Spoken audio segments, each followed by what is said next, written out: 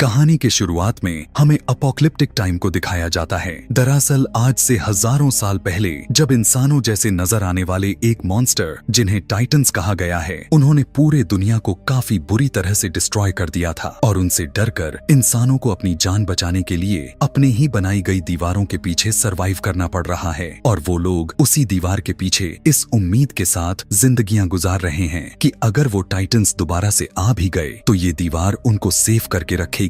लेकिन उस घटने के बीते हुए 100 साल से ज्यादा हो चुके थे। धीरे धीरे लोग टाइटन्स को भूलने लग गए थे। इन टाइटन्स की हिस्ट्री सिर्फ अब किताबों में लिखी गई कहानियों तक ही रह गई थी, जो बच्चों को डराने के लिए इस्तेमाल किए जाते हैं। दीवार के पीछे रहने वाले लोग चाहकर भी उस दीवार के बाहर नहीं जा सकते थे, क्योंकि यहाँ के गवर्नमेंट किसी को भी उस दीवार के बाहर जाना तो दूर, उसके पास भी जाने से मना किया था। और इस तरह से लोग बुरे लाइफ यानी मुश्किल जिंदगी गुजारने पर राजी हो गए। दीवार के अंदर की दुनिया को 3 हिस्सों में डिवाइड किया हुआ था। एरिया नंबर 3 फार्मर्स और वर्कर्स का था, जो खेतों में काम करके सरवाइव करते थे। इधर एरिया नंबर 2 इंडस्ट्रियल था, जहां पर फैक्ट्रियां को लगाई गई थीं। और एरिया 1 प्राइमरी था, जहां पर अमीर लोग पूरे सिटी को कंट्रोल कर रहे थे। यहाँ के किसी की भी अपने एक एरिया को छोड़कर किसी दूसरे के एरिया में जाने की इजाजत तो बिल्कुल भी नहीं थी। एरिया नंबर 3 में रहने वाला एक लड़का जिसका नाम एरेन था, वो बहुत ही ज्यादा टैलेंटेड बंदा था और वो टाइटन से डरकर 4 दीवार के पीछे एक प्रिजनर की तरह जिंदगी नहीं गुजार सकता था, क्योंकि उसमें हमेशा से कुछ बड़ा करने की लगन होती है। और वो बचपन से चाहता था कि वो बाहर की दुनिया को एक्सप्लोर करे और अपनी इस ख्वाहिश को अपने फ्रेंड के साथ भी शेयर करता है, क्योंकि वो टाइटन्स पर बिलीव बिल्कुल भी नहीं करता था। वो बस यही सोचता रहता कि टाइटन नाम की कोई चीज ही नहीं होती, वो एग्जिस्ट ही नहीं करते। और उसे लगता था कि लोग टाइटन से डरते हैं, इसीलिए वो यहाँ पर छुपे हुए हैं। इसके साथ साथ एरेन का जो मेल फ्रेंड होता है वो भी काफी टैलेंटेड होता है, लेकिन यहाँ पर किसी भी आम इंसान को किसी भी चीज पर एक्सपेरिमेंट्स करने की जरूरत नहीं थी, क्योंकि गवर्नमेंट का मानना यह था कि अगर कोई भी इंसान अपने सक्सेस के लिए कुछ करेगा तो वो पूरे मानव जाति के लिए गलत ही साबित होगा। वहीं पर एक लड़की जिसका नाम मिकासा होता है, पता चलता है कि एरेन और वो दोनों एक दूसरे को काफी लाइक करते थे और वो एरेन के साथ एक खुशहाल वाली जिंदगी गुजारना चाहती थी। एरेन का फ्रेंड उससे मिलने के लिए जैसे ही जा रहा था तो वो एक आदमी से टकरा जाता है, लेकिन वो उस पर ज्यादा ध्यान नहीं देता और उसे इग्नोर कर देता है। एरेन खुद को इस जगह पर पाकर काफी लकी फील कर रहा था, क्योंकि वो दूसरे साइड वाले लोगों की दुनिया को आसानी से देख सकता था। वो जगह एरेन की इसलिए भी फेवरेट थी क्योंकि वहाँ पर एक बॉम्ब मशीन भी पड़ी हुई थी और डर की वजह से कोई भी वहाँ पर नहीं आता था। लेकिन इस बार एरेन ठान लेता है कि वो दूसरे साइड वाले जगह पर जाकर ही रहेगा और वो इस बात के लिए अपने फ्रेंड्स को एग्री भी करवा लेता है। उस दीवार के पास आर्मी सोल्जर्स का पहरा लगा हुआ था और वो पहली बार सभी सोल्जर्स से बचते बचाते उस दीवार की काफी क्लोज तक पहुंच जाते हैं। लेकिन इससे पहले कि वो आगे बढ़ पाते, वो आर्मी के हाथों पकड़े जाते हैं। उन सोल्जर्स का लीडर उन लोगों को बचा लेता है, क्योंकि लीडर एरेन को काफी लाइक करता था और उन्हें अच्छे से पता था कि एरेन काफी इंटेलिजेंट है। अभी वो लोग इस बात पर बात कर ही रहे होते हैं कि अचानक से जमीन कांप उठती है। दीवार के ऊपर देखने पर उन्हें अपने ही आंखों पर यकीन ही नहीं हो रहा था कि आखिर वो क्या देख रहे हैं। पता चलता है कि वो तो एक मॉन्स्टर टाइटन था, जो कि टाइटन से कई ज्यादा पावरफुल और बड़ा था। दरअसल इस तरह के मॉन्स्टर को हम जायंट्स कहते हैं। इस वक्त वो अपने बॉडी से आग निकाल रहा था और अपने बड़े बड़े पैरों का इस्तेमाल करके उस बनाए गए दीवार को तोड़ने लग जाता है। वो लोग काफी डरे हुए और काफी हैरान होते हैं। आग की अटैक से काफी बुरा हाल हो चुका था। लीडर अपने कुछ सोल्जर्स को ऑर्डर देते हुए कहता है कि उस टाइटन पर बॉम्बिंग करना शुरू कर दे, लेकिन एक सोल्जर उसे यह कहकर रोक देता है कि गवर्नमेंट ने हमें इन एक्सप्लोजिव करने से मना किया है। और वो जायंट दीवार में काफी बड़ा होल करके हवा की तरह कहीं गायब हो जाता है। इसके बाद से वहाँ पर तूफान आने से पहले जैसे खामोशी छा जाती है और देखते ही देखते टाइटन्स मॉन्स्टर्स उस दीवार के होल से बाहर आने लग जाते हैं।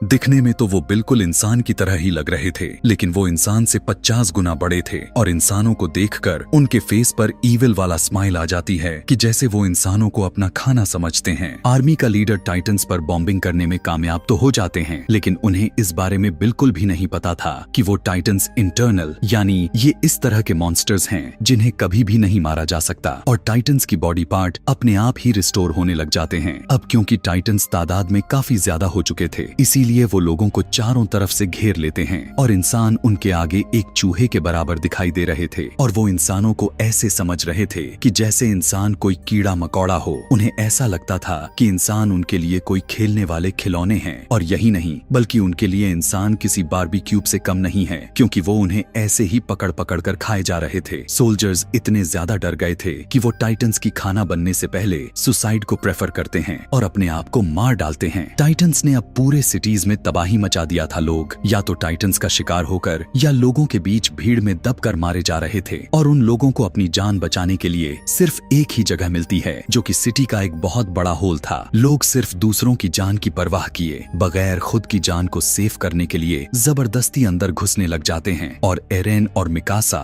दोनों खुद को सेव करने के लिए ठीक ऐसा ही करते हैं कि तभी मिकासा एक छोटे बच्चे को उसके माँ के साथ देखती है तो उसे उन लोगों पर तरस आ जाता है और वो उन बच्चों को सेव करने की वजह से बाहर ही रह जाती है और एरेन लोगों के भीड़ में घसीटते हुए हॉल के अंदर चला जाता है और हॉल का दरवाजा बंद कर दिया जाता है। एरेन उस हॉल के डोर को खोलने की कोशिश तो करता है लेकिन लोग उसे ऐसा करने से रोक लेते हैं। मिकासा ने उस छोटे बच्चे को पकड़ा हुआ था और एक टाइटन मिकासा की तरफ ही आ रहा था। यहाँ पर एरेन जो कि काफी मजबूर हो चुका था इसीलिए वो कुछ भी नहीं कर सकता था और वो टाइटन मिकासा और उस बच्चे दोनों को निगल जाता है और अचानक से वहाँ पर खामोशी छा जाती है। एरेन किसी तरह जबरदस्ती करके उस हॉल से बाहर तो आ जाता है लेकिन तभी वो देखता है कि जिस हॉल में सर्वाइवर्स छुपे हुए हैं ढेर सारे टाइटन्स उस हॉल के घर को चारों तरफ से घेरे हुए हैं और टाइटन्स उस हॉल की छत को तोड़कर लोगों को पकड़ पकड़ कर खाने लगते हैं और तेजी से हॉल के अंदर से लोगों का खून बहने लगता है। हालातों से तंग आकर एरेन सिटी की तरफ आगे बढ़ता है। इसके बाद यहाँ से हमें 2 साल बाद के टाइम को दिखाया गया जहाँ हमें एरिया 2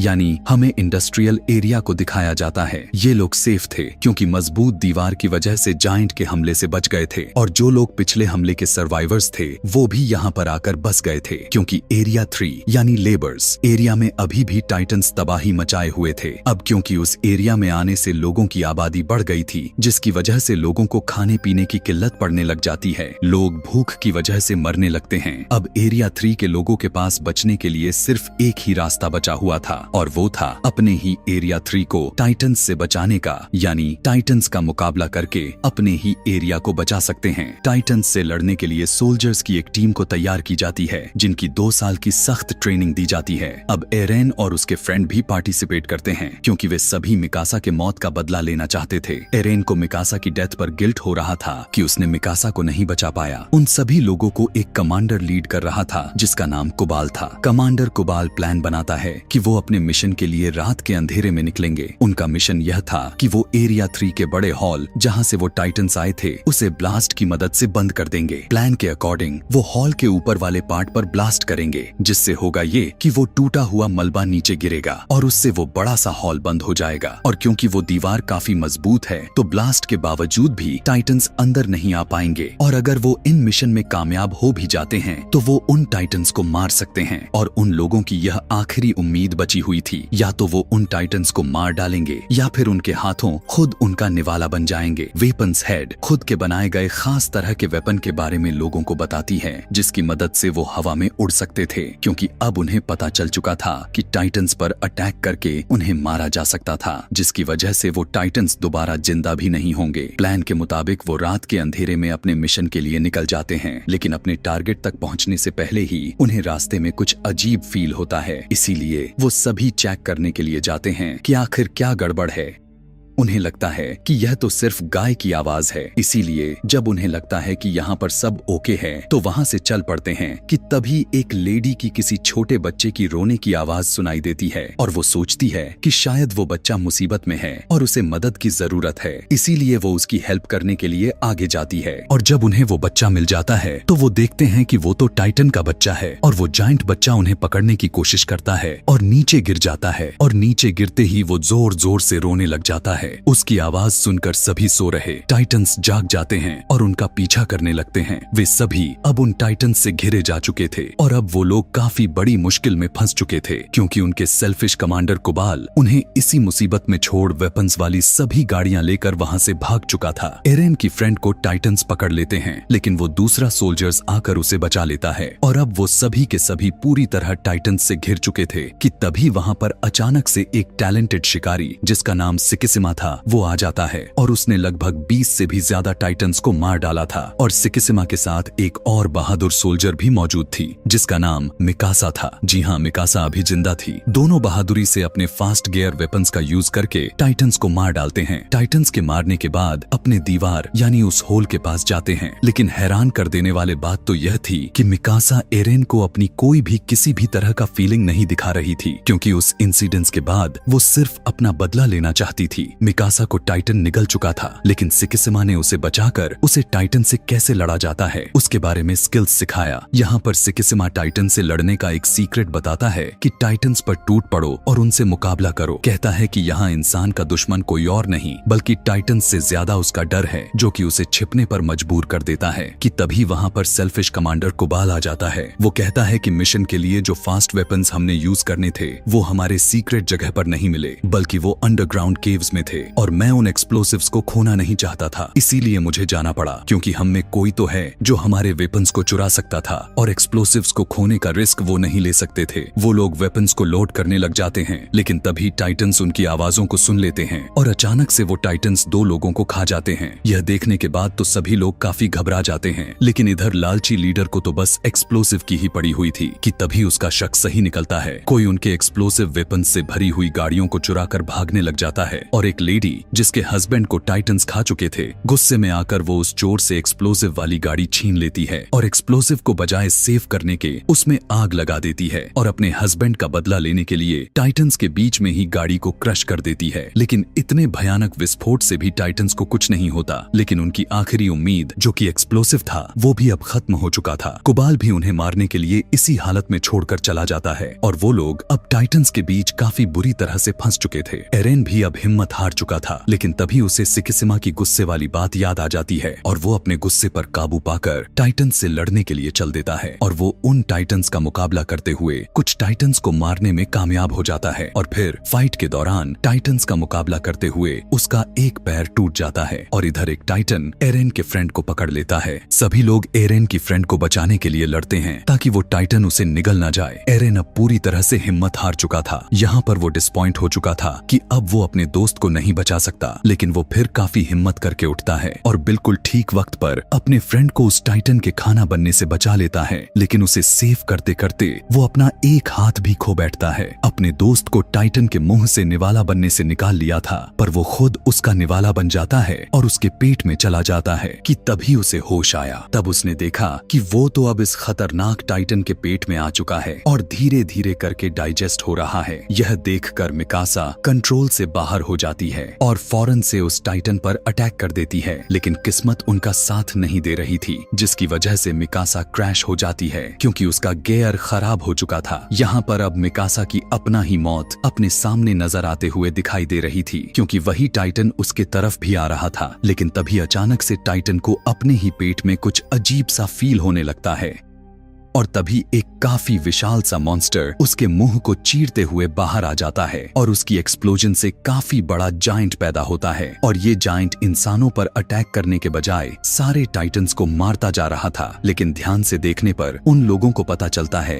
कि ये तो कोई और नहीं बल्कि ये एरेन है। कि तभी बाकी टाइटन्स की तरह एरेन भी कमजोर होकर मरने लगता है। कि तभी वो कमांडर यानी सिकिसिमा जो एरेन के टैलेंट को समझता था, वो एक बात कहता है जो किसी को भी समझ में भी नहीं आती। वो कहता है कि इसके नेक के पीछे वाला हिस्से को काट दो। अब क्योंकि उसकी बात तो समझ में नहीं आ रही थी, लेकिन फिर भी मिकासा ऐसा ही करती है और उस बड़े से जायंट टाइटन के अंदर से एरेन निकलकर बाहर आता है। और हैरान कर देने वाली बात तो यह था कि उसका टूटा हुआ पैर और हाथ दोनों अब रिजनरेट हो चुके थे। यह देखने के बाद तो सभी लोग काफी हैरान रह जाते हैं कि आखिर यह कैसे हो सकता है। और किसी अननोन रीजन की वजह से सिकिसिमा स्माइल करता है, जैसे वो पहले से ही जानता था कि ऐसा होने वाला जाता है। इसके बाद हमें एरेन के पास्ट का एक सीन दिखाया जाता है जहाँ पर एरेन के फादर, जो कि साइंटिस्ट थे, एरेन में किसी वजह से कोई वैक्सीन इंजेक्ट कर देते हैं जिसमें वो कमांडर भी उनके साथ थे, जबकि एरेन की मदर उन लोगों को ऐसा करने से मना करती हैं। जवाब में उसके फादर कहते हैं कि एरेन बड़े होकर लोगों की जिंदगी बचाने में एक बड़ा रोल अदा करेगा। इतने ही देर में कुछ गवर्नमेंट ऑफिसर्स उनके दरवाजे पर नॉक करते हैं और एरेन के फादर एरेन और उस कमांडर को किसी रूम में छुपा देते हैं। उन गवर्नमेंट ऑफिसर्स में कुबाल भी शामिल था। यहाँ पर लोगों को पता चलता है कि एरेन के फादर किसी खुफिया एक्सपेरिमेंट्स पर काम कर रहे हैं और आम लोगों को तो किसी इन्वेंशंस एक्सपेरिमेंट्स की इजाजत तो बिल्कुल भी नहीं थी। और पनिशमेंट के तौर पर वो ऑफिसर्स एरेन के पेरेंट्स को अरेस्ट करके ले जाते हैं और साथ में उनके एक्सपेरिमेंट्स को भी जला दिया जाता है। और यही वजह थी कि वो कमांडर एरेन को इतना लाइक करते थे उसकी इस खूबी की वजह से, और उन्हें यह भी पता कि एरेन इसी वजह से और ज्यादा पावरफुल बन गया ताकि वो लोगों की जिंदगियों को सेव कर सके। जब एरेन की आंख खुला तब उसने देखा कि कुबाल उसे कैद किया हुआ है और एरेन को खुद इस बातों पर यकीन नहीं हो रहा था कि क्या वो सच में एक जायंट में बदल गया था, लेकिन साथ साथ उसे खुद पर बहुत ही ज्यादा प्राउड फील हो रहा था कि आखिर उसमें एक खूबी है जो कि टाइटंस के खिलाफ इंसानों की हेल्प करने में इम्पोर्टेंट रोल अदा कर सकता है। लेकिन एरेन कुबाल के लिए एक खतरा था जिसकी वजह से वो उसे प्रिजनर बनाकर रखता था, क्योंकि उसे वो सोचता था कि इंसानों को नए एक्सपेरिमेंट्स और इन्वेंशन करने की कोई जरूरत नहीं है, बल्कि इंसानों को डरपोक की तरह टाइटंस से डरकर उस दीवार के पीछे अपनी सारी जिंदगी गुजार देनी चाहिए। वो कमांडर जब एरेन के फेवर में आकर बोलने लगता है तब कुबाल उसे गन से शूट करके मार डालता है, लेकिन मरने से पहले वो कमांडर एरेन को एक राज की बात बताता है। वो कहता है कि कुबाल ही तुम्हारे पेरेंट्स का कातिल है। यह सुनते ही एरेन और उसके साथी कुबाल के अगेंस्ट हो जाते हैं कि तभी अचानक से वहाँ पर एक पावरफुल जायंट जंप करता है। आते ही वो सबसे पहले एरेन को ही पकड़ लेता है। वो लोग उसे रोकने की काफी कोशिश करते हैं, लेकिन वो सभी को अपने रास्ते से हटाए जा रहा था। वो एरेन की एक फ्रेंड को भी मारने की कोशिश करता है, लेकिन मिकासा उसे ऐसा करने से रोक देती है। उसे देखकर ऐसा लग रहा था कि शायद वो मिकासा की बातों को समझ रहा है, जिसके बाद वो एरेन को अपने साथ लेकर निकल जाता है। लेकिन पता चला कि इस फाइट के दौरान कुबाल मारा जाता है। अब क्योंकि उनके पास एरेन नहीं था, इसीलिए उन्हें समझ में नहीं आ रही थी कि क्या किया जाए कि तभी एरेन के फ्रेंड को याद आता है कि उसके पास अभी भी एक एक्सप्लोजिव है जिसे वो यूज करके अभी भी अपने मिशन को कंप्लीट कर सकते हैं। और वो सभी लोग बॉम्ब को रिकवर करने के लिए एरिया 3 में चले जाते हैं। इधर एरेन की आंख एक बड़े से रूम में खुलती है, जिस रूम में कुछ चीजों के अलावा सिकिसिमा भी था। और यहाँ पर सिकिसिमा बहुत सारी बातों को रिवील कर देता है कि ये टाइटंस इंसानों के लिए ही बनाए गए हैं, जिनको किसी और ने नहीं बल्कि एरेन के फादर ने ही बनाया हुआ था। और उन्होंने ये टाइटंस आर्मी वेपन्स में यूज हो सके इसलिए बनाए थे। लेकिन उनका यह एक्सपेरिमेंट्स फेल हो जाता है, जिसका इम्पैक्ट यह पड़ा कि उसके वायरस तेजी से इंसानों में फैलता चला गया और तेजी के साथ इंसान टाइटंस में बदलते गए, जिसके बाद से उन्होंने दुनिया में तबाही का खौफनाक मंजर बना दिया। सिकिसिमा एरेन से कहते हैं कि ये सिलसिला ऐसा ही चलता रहेगा और कभी नहीं रुकेगा। और सबसे दिक्कत वाली बात तो यह है कि ये टाइटंस बगैर कुछ खाए पिए भी जीवित रह सकते हैं, यानी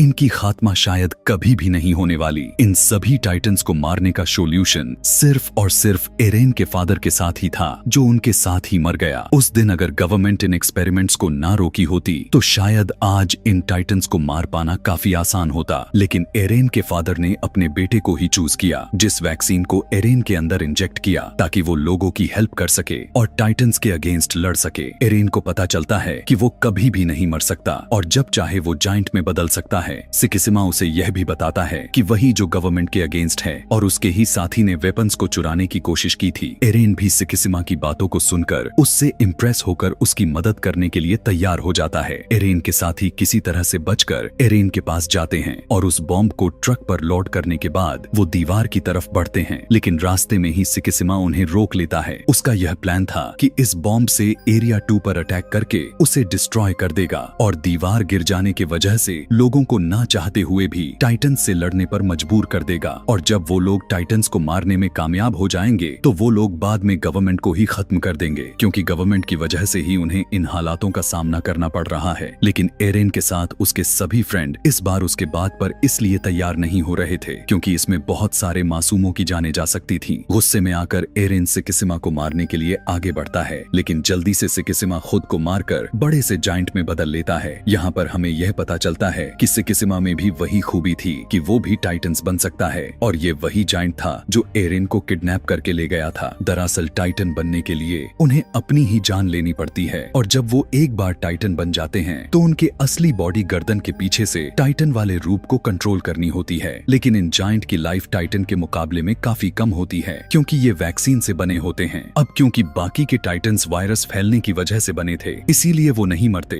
जैसे ज़ॉम्बी नहीं मरते। इधर एरेन और सिकिसिमा के बीच जोरदार तरीके से फाइट शुरू हो जाती है। सिकिसिमा एरेन पर भारी पड़ जाता है लेकिन बहुत मार खाने के बाद एरेन अपने फाइटिंग स्किल से सिकिसिमा को हरा देता है और एरेन प्लान के मुताबिक बॉम्ब को दीवार के ऊपर वाले पार्ट में ब्लास्ट करने में कामयाब हो जाता है कि तभी उन्हें हैरानी के साथ पता चलता है कि कुबाल अभी तक तो मरा ही नहीं था। वो कहने लगता है कि एरेन को मेरे हवाले कर दो क्योंकि वो नहीं चाहता था कि कोई इंसानों का वो मदद करे, बल्कि डर कर इंसानों को इसी दीवारों के पीछे ही छुपे रहना चाहिए कि तभी उसकी बातों को सुन एक फीमेल सोल्जर कुबाल को ऑन द स्पॉट मार देती है। यहाँ पर यह बात भी रिवील हो जाती है कि इस कहानी मूवी के शुरुआत में जिस बड़े से जलते हुए टाइटन्स को दीवार तोड़ते हुए देखा था वो कोई और नहीं बल्कि कुबाल ही था। अब कुबाल फिर से जायंट में बदलकर उनके मिशन को रोकने की कोशिश करता है। यह देखते हुए सिकिसिमा उनकी मदद करने के लिए तैयार हो जाता है और अपनी जान की परवाह किए बगैर उस बड़े से बॉम्ब को कुबाल टाइटन के मुंह में घुसा देता है और वहां पर एक्सप्लोजन होने की वजह से किंग टाइटन की बहुत ही बुरी तरह से मौत हो जाती है और एक्सप्लोजन की वजह से बनने वाले मलबे से वो बड़ा होल भी बंद हो जाता है। यह देखकर सभी लोग काफी खुश हो जाते हैं क्योंकि वो अपने मिशन को अचीव कर चुके थे। जिसके बाद एरेन और मिकासा दोनों को समुंदर में उड़ते हुए बर्ड को देखकर उनके सपने पूरे हो जाते हैं और उनके ड्रीम के साथ ही ये मूवी यहीं पर खत्म हो जाती है। Thanks for watching.